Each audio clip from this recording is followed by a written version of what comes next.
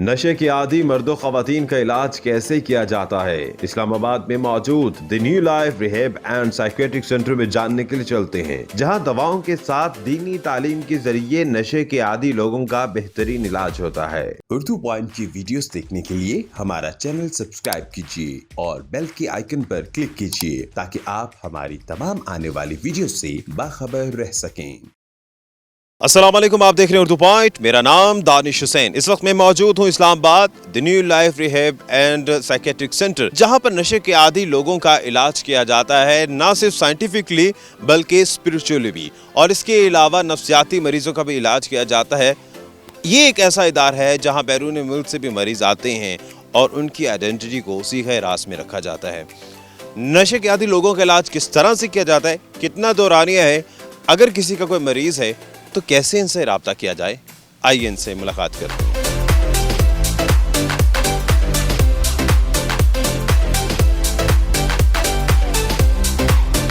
The new life rehab and psychiatric centre کے C ای او کفایت حسین صاحب ہمارے ساتھ ہی موجود ہیں۔ ان سے یقینی طور پر آج سے راسل گفتگو ہونے والی ہے۔ کفایت صاحب، سب سے پہلے تو ایک متھ بن چکا ہے کہ جی علاج نشے کا بڑا مشکل ہے، طریقہ کار کیا ہے آپ کا نشے کے عادی جو لوگ ہیں ان کو نارمل زندگی دینے کے لیے؟ اگر دیکھا جائے تو علاج کا جو طریقہ کار ہے بہت ہی زبردست ہے، جس میں بغیر کسی تکلیف کے ان کو ہم نشہ چھڑواتے ہیں اور ان کو دوائیوں کے ساتھ ساتھ ان کی کونسلنگ اور ان کی اسپرچول تھیراپی، ان کی جو مینٹل ہیلتھ ہے اس کے لیے ایکسرسائز وغیرہ، جس میں 5 وقت کی نماز وغیرہ، اس کے علاوہ جو ان کو اسپرچول تھیراپی، درس قرآن وغیرہ یہ پراپر کروایا جاتا ہے۔ تو اس میں جو علاج کا طریقہ کار ہے، سب سے پہلے تو پیشنٹ کا ہم urine for narcotic screening test کرتے ہیں۔ اس میں یہ پتہ چل جاتا ہے کہ مریض کون سا نشہ لے رہا ہے، کس مقدار میں اس کی باڈی میں کیمیکلز ہے اور اس کو کن میڈیکیشن سے ڈیٹاکس کرنا ہوتا ہے۔ ڈیٹاکسیفیکیشن کا جو ٹائم پیریڈ ہوتا ہے وہ 21 سے 45 ڈیز کا ہوتا ہے، جس میں بغیر کسی تکلیف کے یہ پہلا مرحلہ جو ہے نا وہ بہت ہی اچھے طریقے سے جو ہے نا وہ ختم ہو جاتا ہے۔ اس کے بعد ہمارے جو سیکنڈ آپشن آتا ہے ماہر نفسیات کی طرف، اس میں پھر ماہر نفسیات کا کام شروع ہوتا ہے۔ اس میں جو ماہر نفسیات ہے اس میں ان کی گروپ تھیراپی، 1-on-1 سیشن، جس میں ان کی کونسلنگز وغیرہ وہ ساری چیزیں کروائی جاتی ہے۔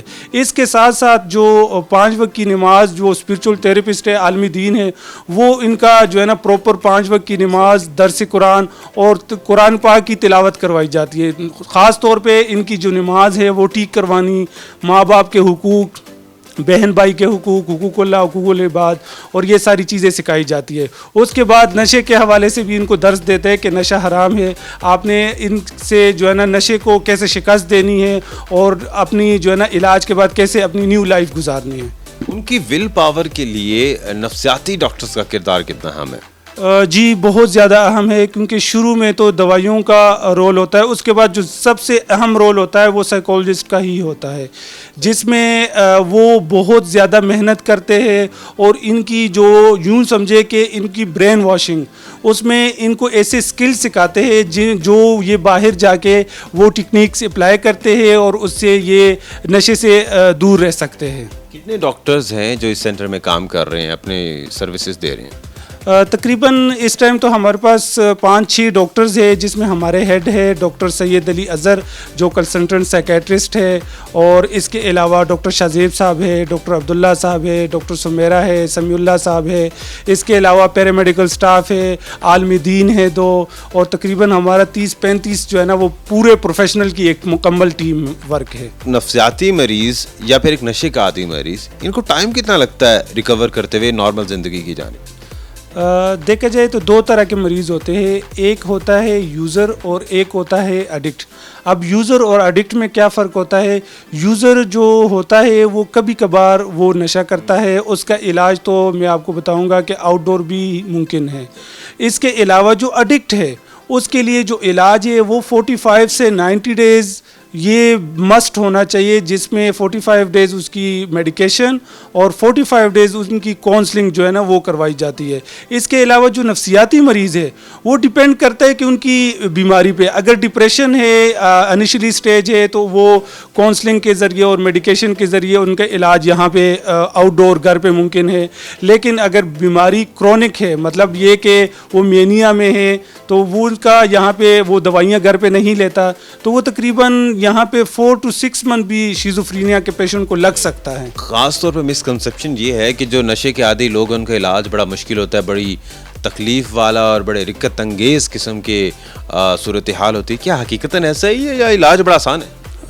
اگر دیکھا جائے تو علاج مشکل ضرور ہے، لیکن میں یہ بتانا چاہوں گا کہ علاج میں بالکل بھی تکلیف نہیں ہے۔ مریض کو کوئی تکلیف نہیں؟ مریض کو بالکل کوئی تکلیف نہیں ہوتی، 90% تکلیف نہیں ہوتی۔ اس میں اتنی اچھی دوائیاں آ چکی ہے، اور اگر آپ کے پاس کوالیفائڈ سائیکیٹرسٹ ہے اور آپ کے پاس پوری ٹیم ہے اور آپ کے پاس اچھی دوائیوں جو ہے نا وہ اگر آپ اچھی دوائیاں منگواتے ہیں تو مریض کو کسی قسم کی کوئی تکلیف نہیں ہوتی۔ کفایت صاحب، ایک وقت میں کتنے مریض یہاں پر کیپیسٹی ہے آپ کی جن کا علاج ممکن ہے، اور دی نیو لائف ریہیب سینٹر کتنے عرصے سے کام کر رہا ہے؟ دی نیو لائف الحمدللہ گزشتہ 5 برس سے کام کر رہا ہے، جس میں ہمارے الحمدللہ اسلام آباد میں 2 کنال کا بہت بڑا سیٹ اپ ہے۔ اس کے علاوہ ہماری الحمدللہ نیول انکریج میں کوئی 10 کنال کا الحمدللہ ہم وہ VIP سیٹ اپ ہمارا بن رہا ہے، اور انشاءاللہ جلد اس کی اوپننگ ہوگی۔ اور ایٹ اے ٹائم اگر دیکھا جائے تو ہمارے دونوں ریہیبلیٹیشن سینٹر میں تقریباً 50 پیشنٹ ایٹ اے ٹائم موجود رہتے ہیں۔ جیسے کہ آپ نے تذکرہ کیا کہ یہاں پہ اسپرچول علاج بھی ہوتا ہے اور دوائیوں کے ذریعے بھی ہوتا ہے، روٹین کیا ہوتی ہے مریض کی؟ ایک صبح سے شام لے لیں یا پھر 24 گھنٹے کے دوران کیا اسکیجول ہوتا ہے اس کا؟ ان کی جو روٹین ہوتی ہے، شروع میں جو ڈیٹاکس کے مریض ہوتے ہیں ان میں تو صبح وہ 8 بجے اٹھتے ہیں، ان کو پراپر ناشتہ کروایا جاتا ہے، اس کے بعد ان کا بلڈ پریشرز وغیرہ چیک کیا جاتا ہے، ڈاکٹرز راؤنڈ کرتے ہیں، اور اس کے بعد ان کو میڈیکیشن دی جاتی ہے۔ ناشتے کے بعد جب میڈیکیشن لے لیتے ہیں تو اس کے بعد جو ہے نا وہ سو جاتے ہیں۔ ڈیٹاکسیفیکیشن میں تھوڑا سا ان کو ریسٹ جو ہے نا وہ ہم کہتے ہیں کہ زیادہ ہوتی ہے، لیکن جب ڈیٹاکس سے پیشنٹ نکل آتا ہے تو ان کی ایک بہت اچھی روٹین ہوتی ہے، جس میں صبح کی نماز، اس کے بعد ناشتہ، ناشتے کے بعد میڈیکیشن کے بعد گروپ کاؤنسلنگ کے بعد ظہر کی نماز، پھر ظہر کی نماز کے بعد جو ہے نا وہ لنچ کے بعد جو ہے نا وہ عصر کی نماز کے بعد جو ہے نا جم، ٹیبل ٹینس، جم وغیرہ ایکٹیویٹیز وغیرہ کروائے جاتے ہیں، اور شام کو عشاء کی نماز کے بعد TV وغیرہ دیکھتے ہیں، اور 10 بجے جو ہے نا ان کی جو لائٹیں ہوتی ہیں وہ آف ہو کے یہ سو جاتے ہیں۔ کیا ریشو رہی ہے دی نیو لائف ریہیب سینٹر کی کہ کتنے % یہاں پر مریض ہیں جو صحت یاب ہوئے ہیں اور معاشرے میں اہم کردار ادا کر رہے ہیں؟ گزشتہ 5 برس سے الحمدللہ ہزاروں مریض ایسے ہیں جو مکمل صحت یاب ہو چکے ہیں اور اپنی ایک نارمل زندگی گزار رہے۔ اس میں آپ کو بتاتا چلوں کہ نشے کی جو بیماری ہے یہ بہت ہی مشکل بیماری ہے، اور اس میں اگر آپ کہہ دیں کہ 100% جو ہے نا وہ ریکوری وہ بہت مشکل ہوتی ہے۔ علاج کا جو ہے نا وہ 100% یہ ٹھیک ہو جاتے ہیں، لیکن ریکوری آفٹر ٹریٹمنٹ جو فالو اپس ہوتا ہے، جو ریکوری ہوتی ہے، اس کو مینیج کرنا بڑا ضروری ہوتا ہے، فالو اپس بڑے ضروری ہوتے ہیں۔ کچھ لوگ دوبارہ نشے پہ لگ جاتے ہیں، اس کی بہت سی ریزنز ہوتی ہیں، لائک جو ہے نا وہ اسی سوسائٹی کو نہیں جو ہے نا وہ چھوڑتے، اس کے علاوہ ماں باپ ان کو خیال نہیں کرتے یا فالو اپس پہ نہیں لے کر آتے، ان کو ٹیسٹ نہیں کرواتے، تو اس وجہ سے تقریباً ان کی جو ریشو ہے جو ہم نے دیکھی ہے وہ تقریباً 30% ایسے لوگ ہیں جو علاج کے بعد بھی دوبارہ نشہ شروع کر دیتے۔ لیکن ہم یہ بھی ان کو پھر فیملی کو گائیڈ لائنس دیتے ہیں کہ اگر خدا نہ خواستہ آپ کا بچہ دوبارہ ایسی کوئی لعنت میں پڑ گیا ہے تو فوراً اس کا دوبارہ سے فوراً علاج شروع کروائے، اور وہ شارٹ ٹائم ٹریٹمنٹ ہوتا ہے جس میں 2 سے 3 ہفتے لگتے ہیں، اور وہ آلریڈی سارا کچھ سیکھ چکا ہوتا ہے، تو اس میں پھر زیادہ ٹائم ان کا ویسٹ نہیں ہوتا۔ اچھا، خاص طور پر یہ بھی ہم نے دیکھا ہے کہ لوگوں کو شک ہوتا ہے کہ ان کے بچے نشے کر رہے ہیں، لیکن وہ پھر شک کی بنیاد پر اسے فالو اپ نہیں کرتے۔ اگر کسی والدین میں سے کسی کو شک ہوتا ہے ان کے بچہ کہ وہ نشے کا عادی ہے، خدا نخواستہ، اسے کیا کرنا چاہیے؟ دیکھنے والوں کو ذرا بتائیں۔ میں تو یہ بتاؤں گا کہ اگر کسی بھی بچے پہ شک ہو جائے کہ اس کا اٹھنا بیٹھنا ایسے لوگوں کے ساتھ ہے، یا اس میں چڑچڑاپن ہے، یا ان کی نیند ڈسٹرب ہے، یا وہ اپنی فیملی میں نہیں بیٹھتا اور وہ اکیلا رہتا ہے، تو ان کا پراپر جو ہے نا وہ اتھینٹک لیبارٹری سے یا ہماری لیبارٹری سے آپ ٹیسٹ کروا سکتے ہیں جس میں ڈرگ اسکریننگ پروفائل اس کو کہا جاتا ہے, اور وہ یورین سیمپل اپنے سامنے لیا جاتا ہے تاکہ پیشنٹ پانی نہ ملا دے, اس میں کوئی کسی اور کا سیمپل لا کے نہ دے دے آپ کو, کیونکہ یہ بہت شاطر ہوتے ہیں. تو اس کے بعد جو ہے نا پراپر ٹیسٹ جب پتہ چل جائے کوئی چیز پازیٹیو آ جاتی ہے تو اس میں پھر ہمارے پروفیشنل سے, ہماری ٹیم سے آ کے مل سکتے ہیں یا ہمیں رپورٹ واٹس ایپ کر سکتے ہیں, ہم ان کو بیسٹ مشورہ دے سکتے ہیں علاج کی طرف کہ ان کو انڈور علاج کی ضرورت ہے یا گھر پہ علاج اس کا ممکن ہے. خاص طور پر یہ بھی ہم نے دیکھا ہے کہ ہمارے معاشرے میں چونکہ ایک بڑا برا سمجھا جاتا ہے, اور جو کہ چیز بری بھی ہے, لیکن اکثر لوگ اس لیے نہیں علاج کرواتے کہ لوگوں کو پتہ چل جائے گا کہ یہ تو نشہ کرتا تھا.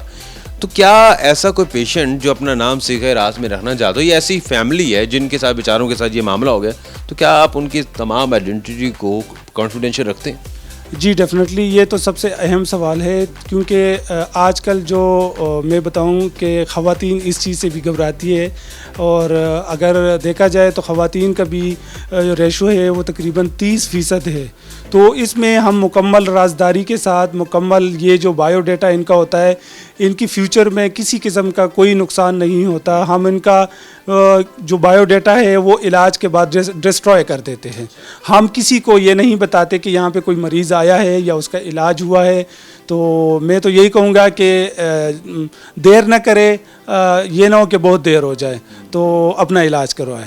ویسے تو نشہ کفایت سے جو بھی ہو وہ برا ہی ہوتا ہے, لیکن چونکہ آپ کے پاس سارے ریکارڈز ہوتے ہیں, فیکٹس اینڈ فگر سامنے ہوتے ہیں, تو ذرا یہ بتائیے کہ کون سا نشہ ایسا ہے جو آج کل زیادہ آ رہا ہے, کامن ہو رہا ہے پاکستان میں, اسلام آباد میں, اور کون سا نشہ زیادہ خطرناک ہے؟ نشہ تو ہر کوئی بہت خطرناک ہے, ہر کوئی نشہ نقصان دہ ہے, لیکن جو آج کل یہ جو آئس ڈرگز آئی ہے یہ ایکسپائر میڈیسن سے نکالی جا رہی ہے, اور ایک دفعہ یوز کرنے سے آپ اڈکٹ ہو جاتے ہیں. تو آئس زیادہ خطرناک ہے, اور اس میں جو ینگ جنریشن ہے جس میں 14 ایج سے لے کے 30 ایج تک زیادہ تر پیشنٹ اس میں آ رہے ہیں. خواتین بھی ہیں اس میں؟ جی بالکل, 30% خواتین بھی ہے, وہ بھی آج کل آئس یوز کرتی ہیں. کفایت صاحب, انفارچونیٹلی پہلے ایسا نہیں تھا کہ پاکستان میں بھی ریہیب سینٹر ہوتے, لیکن اب لکیلی دی نیو لائف اور اس جیسے بہت اچھے عدارے بھی ہیں جو کام کر رہے ہیں. ابھی بھی کچھ لوگ باہر جاتے ہیں علاج کرنے کے لیے. دی نیو لائف میں جو میں نے فیکٹس اینڈ فگرز دیکھے کہ باہر سے بھی لوگ آ رہے ہیں جو یہاں پر علاج کروا رہے ہیں. کیا آپ کا کام دی نیو لائف کا انٹرنیشنل سٹینڈرڈز کے مطابق ہے, اور کیا بیرون ملک سے بھی یہاں پر لوگ آتے ہیں اپنے علاج کے لیے؟ جی ڈیفینیٹلی, یہ جو نشے کے جو مریض ہیں خاص طور پہ ہمارے UK سے, امریکہ سے اور کینیڈا سے, یہ 3 ممالک ایسے ہیں. UK سے خاص طور پہ جہاں جس طرح یہاں پہ آئس بہت زیادہ خطرناک ہے, وہاں پہ کوکین بہت زیادہ عام ہے, اور UK میں وہ علاج اس لیے نہیں کروا سکتے کیونکہ وہاں پہ آپ کو خود مرضی سے جا کے علاج کے لیے جانا ہوتا ہے.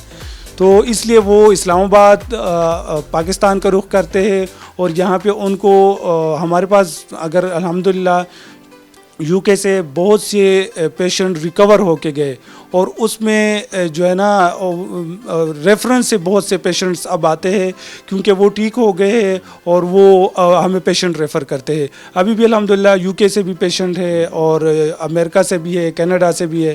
میں ابھی آپ کو ایک ایسے مریض سے بھی ملواؤں گا کہ وہ انشاءاللہ منڈے کو اس کی فلائٹ ہے, اور وہ ریکور ہو کے وہ واپس جا رہا ہے. چلیں آئیے چلتے ہیں ان مریض سے بات کرتے ہیں.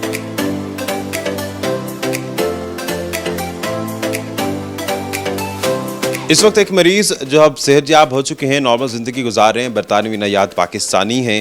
ان کی آئیڈینٹی ہم شو نہیں کریں گے, لیکن ان سے ان کی کہانی جانیں گے کہ کس طرح سے نشے کے عادی ہوئے اور اب یہ کیسا محسوس کرتے ہیں. جی السلام علیکم. وعلیکم السلام. آپ کے ساتھ ایسا کیا ہوا تھا جو نشے کی عادت لگی؟ یہ سوسائٹی کی مرضی تھی, آپ کی مرضی تھی؟ It was because of the society we were living in. I started taking heroin and crack, and I was looking for help, and my family gave me a little bit support as well. You know, searched this new life rehab, and I've come here, and alhamdulillah, systems are clean now, and ready to go back again. It was your decision? My decision, yeah. So what you are feeling now? Feeling perfectly normal, back to normal life. I was trapped in drugs, but come here for 3 months, and very good. Thank you so much. No problem, thank you.